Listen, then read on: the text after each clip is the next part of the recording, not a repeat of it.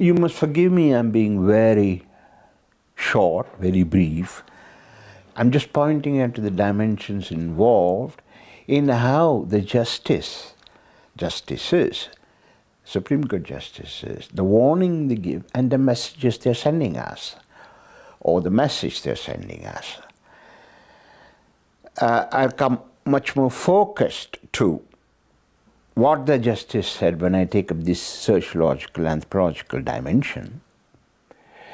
There are two aspects I'll be treating here. One is the question that the justice raises, whether we are progressing towards class-less society. If that is the goal, or the rules proposed by UGC, is a regressive move that generates division, hostility, enmity between groups in society. This is a question he seems to have asked. Now, I suddenly realized something, that I'm speaking about classless society. As my old Marxist influence, I'm afraid, even though I have left Marxism, obviously Marxism hasn't left me still, but nevertheless. So the justice asks about caste-less society. So these are sociological, anthropological issues, dimensions it has, so I'll be picking them up now. Now, one thing very striking is that when we talk about Indian caste system, or caste in India, we invariably talk about its antecedents, its ancestry, and the fact that it is very antiquated, an old ancient system. Now, if you know the discussions, debates and disagreements in India, you know there are, very broadly speaking, two parties. There is a party which says that we had something called the Varna system, which was very good, or which is reasonably good, and that it has kind of degenerated into the caste system.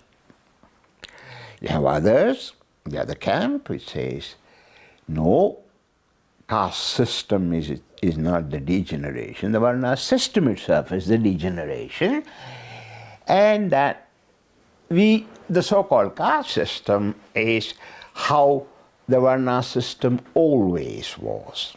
Kind of two very broadly defined polarizing groups in India.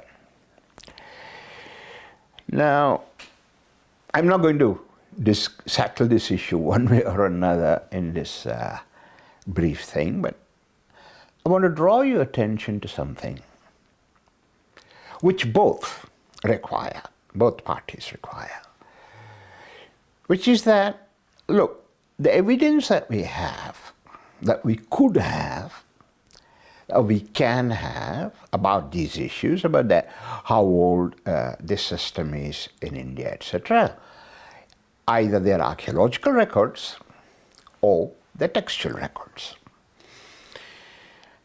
Now, both, as far as I know, as far as my research goes, indicate that Varna and the Jati, these two words, come together, occur together, and seem to be coexistent phenomenon. That is, when they speak about Varna Dharma, they also speak about Jati Dharma, Kula Dharma. So, in that sense, and when they speak about Varnas, there are times when Varnas are proposed as later creations coming out of Jatis, Vamshas even. So, in any case, it is very difficult to argue that Jatis came from Varna. Now, does not, of course, mean that the other camp which says Varna is the problem, because I'll come to that very soon. But the point is that we are not very clear what exactly Varnas are. We speak about it, we say they are occupational groups. Now, one thing they are not are occupational groups, because that is what caste is supposed to be. And that is why the early Indologists, when they wrote about Indian Varna system, they used the word caste for that. That is, they did not differentiate between the Varnas and the Jatis. We say it's wrong because they are two different things, agreed, but then what exactly is the difference then? What makes Varna into a phenomenon which is different from Jati? So, in any case, even that is not so much an issue, because assume that Varna existed, Jatis degenerated, or Varna and Jati, Varna degenerated into, was always the Jati and simply expresses itself today, either of the two. See, the problem is this. So we Indians then not only created absolutely immoral system, we Indians continued and continue to expand, sustain, develop such an immoral system. It could be the case, all Indians, as that famous man said, are all immoral people. It's possible. But you see, here is a problem. Should that be the case, we are the only society in the world, in all of human history, which has always been very consistently, very coherently immoral. Now, of course, you may say there was a Buddha, there was a Gandhi who fought against, or a Basavana who fought against immorality, but you can count them the fingers of two hands. One Kabir Das, one Mirabai Behen, and so on. So there are about, let's say, 50 people out of what? Billions who are immoral. You see, such a massive condemnation of a culture, of a society, of a people over millennia, we need extraordinarily powerful evidence to support it. We don't have it. Nobody has produced it. Nobody can produce it. So, when we make these kind of claims about Varnas and Jatis, it is like saying, you must understand, it's like saying gravitational force doesn't exist in the solar system. You need an incredible amount of evidence to support and sustain the claim. In exactly the same way, if you say Indians created immoral systems, social systems, political systems, ethical systems, sustained it over millennia across such huge geographical spaces, it counters everything we know about human history of the last 60,000 years or more. The evidence you need is massive and enormous. Extraordinary thing is, this extraordinary claim has almost no evidence. Same anecdotal evidences about somebody being denied water, access to the well, doing so-called unclean work, and so on. And of course, the famous Sukta, Purusha Sukta from the Rig Veda. You see, whether evidence or not, it is not sufficient.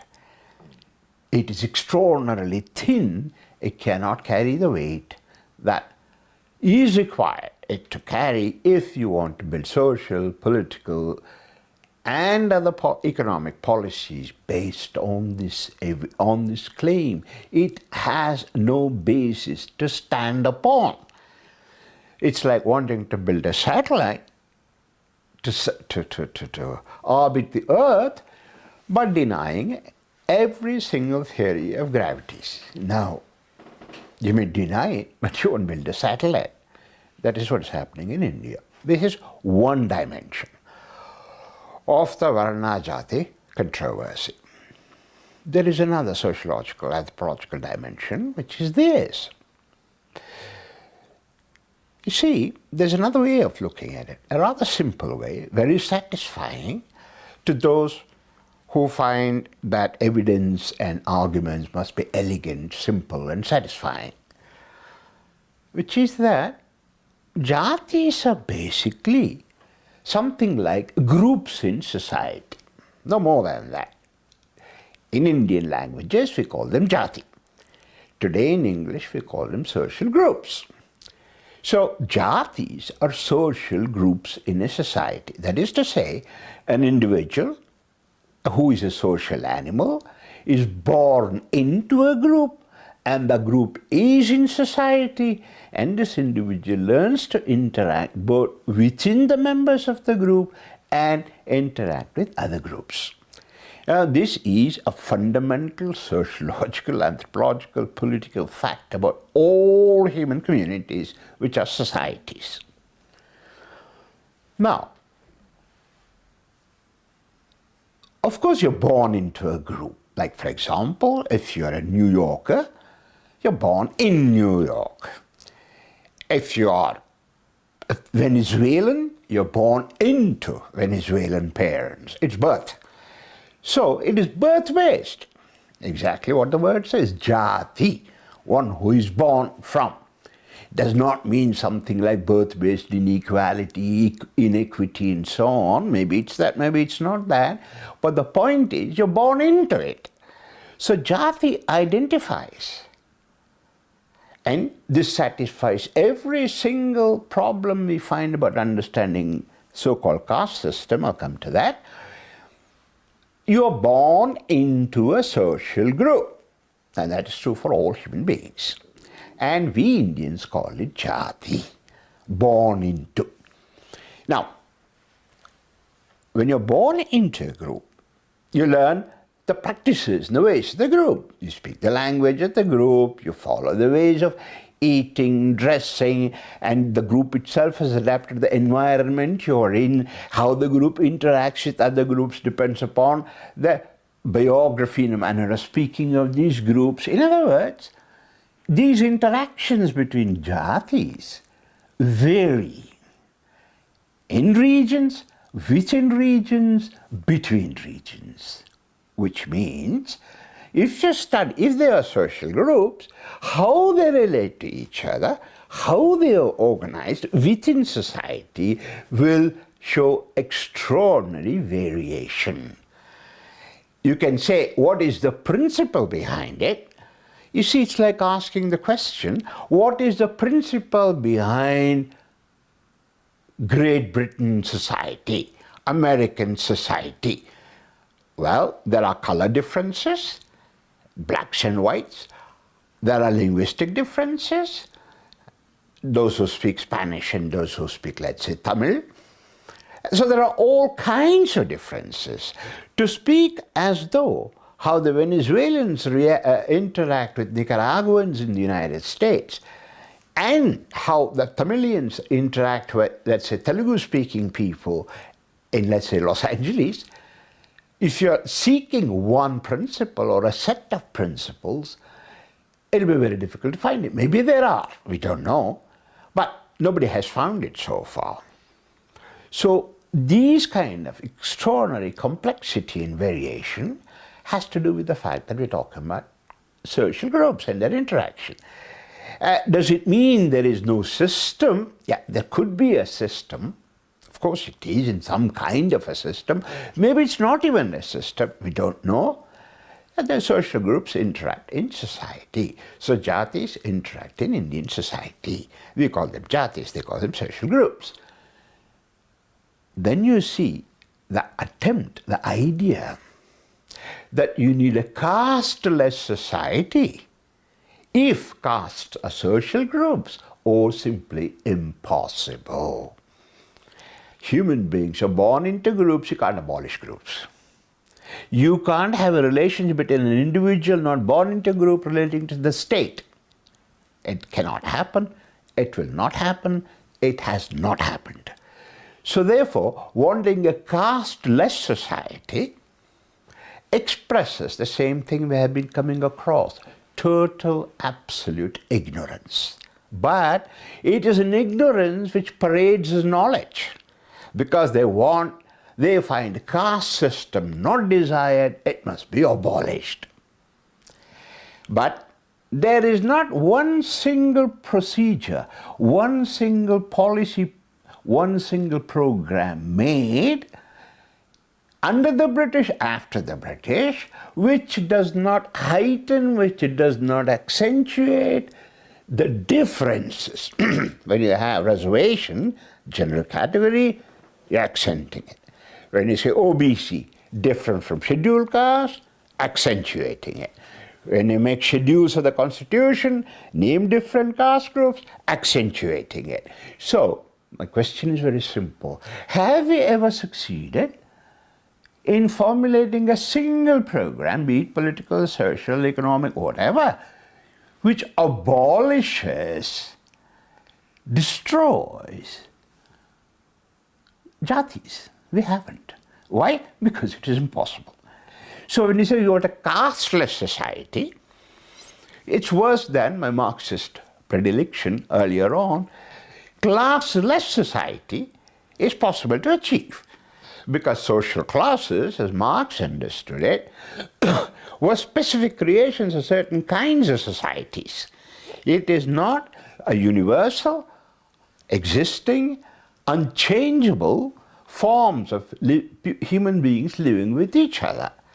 So they could talk about, which they did not create, it doesn't matter why, class-less society. And we cannot give one single example of a policy or a program in India in the last 250 years which has managed to abolish, with respect to that program, castes in a region, in a geographical space, or over the whole of India. So, to want to have a caste-less society is like wishing, I only hope we are not born into social groups.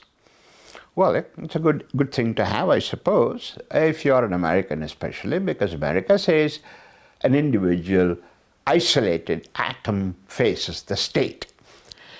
Well, even they have not achieved it, and they will not achieve it. Nobody can achieve it.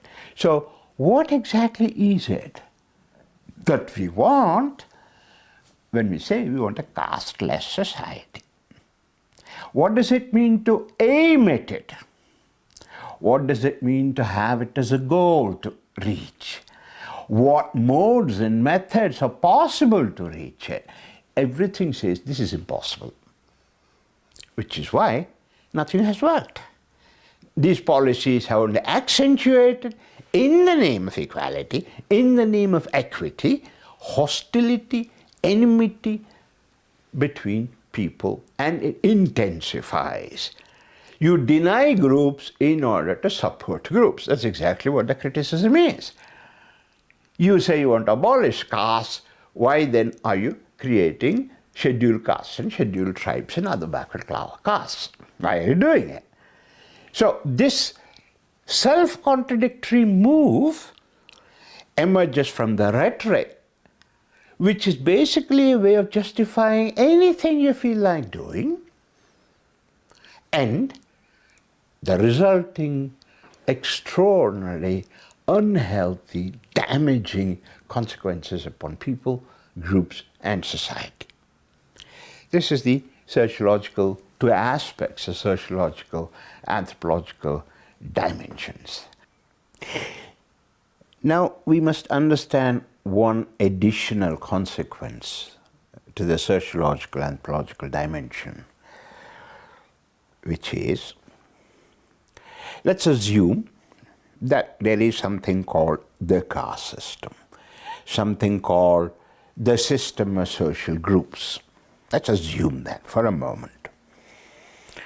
The question is, how does in any given society such systems are sustained and reproduced? What are the mechanisms? What are the causal roles played by different aspects, different features, different properties within the system to generate, reproduce, and sustain it. Now, I think you will understand it best if I were to use an analogy, because I have called them social groups, which is, does there exist, say in the United States of America, Great Britain, Europe, wherever, let me focus on the United States, is there some kind of an authority or a system that regulates, controls, defines, and reproduces interactions between New Yorkers and red belt people, between Venezuelans and Indians, between within Latin American population in Texas? Is there any system, any principle, any thing that can sustain, reproduce this organization? Now, if you think a little bit about it, you know that there is no such system.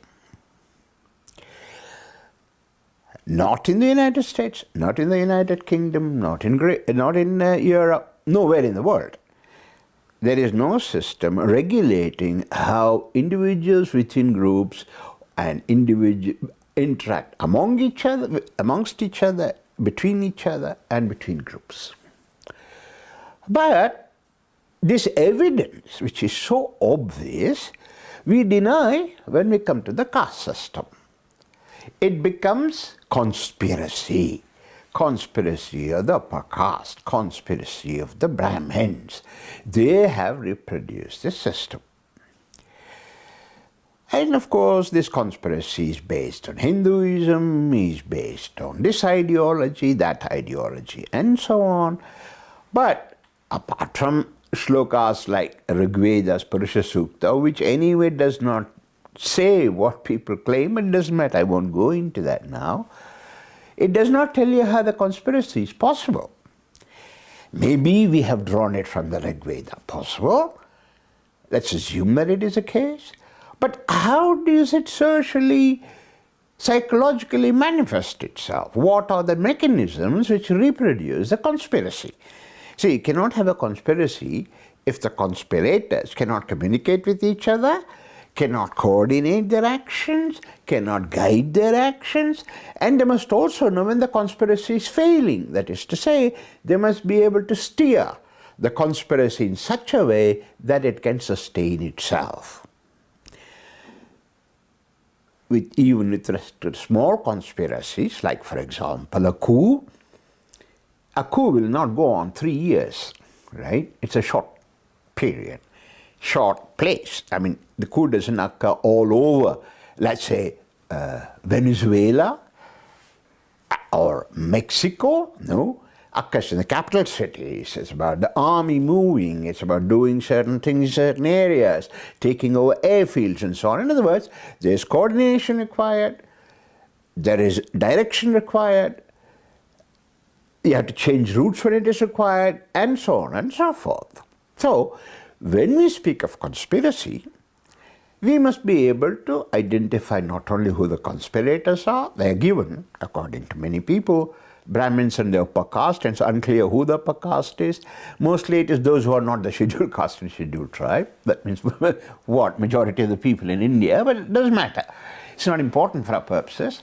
So, conspirators, and you need a way of coordination, guidance, because this is about over a period of 2,000 years, and there was such a huge geographical expanse, parts of Afghanistan, Bangladesh, Pakistan of today, India, and so on. If you need it, and there was no highways, there was no internet, so some kind of coordination, some kind of guidance, some kind of a goal. What is a conspiracy about? What is it that conspirators wanted, and so on? Now, simply oppression is not enough. No. What do you get simply from oppressing? I mean, just smashing somebody to bits will not get you anything apart from temporary satisfaction. And upper caste didn't go around, beating every single non-upper caste member in India over 2000 years. So, what did they want to achieve? What are the mechanisms? We cannot take examples from any society that we know or we can study. Nothing in our sociological, political theories tell us how such a system is possible, how it could work. So, if you simply call it conspiracy, what you need is a very seriously established central system, centralized system, which reproduces this oppression. Now, here's the problem. If it is such a centralized system, which methodically functions, systematically functions, spread over such a huge geographical area, over 2,000 years or more, such a system cannot be conspiracy, because it would be visible to everybody in the world. If that's the case, why is it so difficult to say what the caste system is about? Why is it not a single anthropologist, not a single sociologist, not a single Indologist, not a single Sanskritist? Why have they failed in telling us what the caste system is, how it functions, what are its mechanisms? Every single theory of the caste system has been falsified. What you say in one region doesn't work in another region. What you say in one period doesn't work in another period. Some people say, British created the caste system. Some people say, no, Ayurveda created the caste system. It's all a huge conspiracy, hidden from view, because conspiracy is necessarily hidden from view. But obviously it's able to reproduce itself methodically, systematically, goal-directedly, and enormous collaboration between the conspirators when they have no radios, no televisions, no internet, and no highways to travel around. How did they communicate? Secret spies, I suppose, possible. But then those spies cannot secret anymore. If they travel all over carrying messages, you see, it's a bit difficult to speak of. So conspiracy, if you use it, that's how it's used, Brahmin conspiracy, upper caste conspiracy, it undercuts itself. That's the problem. So, the issue is not whether there is a caste system and so on. So, asking these questions, if you understand the social groups, you find you're attempting the impossible. If on top of it you want to make it a conspiracy, hidden, well, you undercut yourself. Now, here is the problem. People can undercut themselves. There's no problem. I mean, I'm a human being, but I'm also a poached egg. Yeah, you can say that. No problem about that. You can even take out demonstrations on that. No problem. So, in that sense, you can say caste system exists and it is a conspiracy. Fine. But the problem begins in being that into social, political, economic policies and programs, and educational ones. And that brings me to the education system.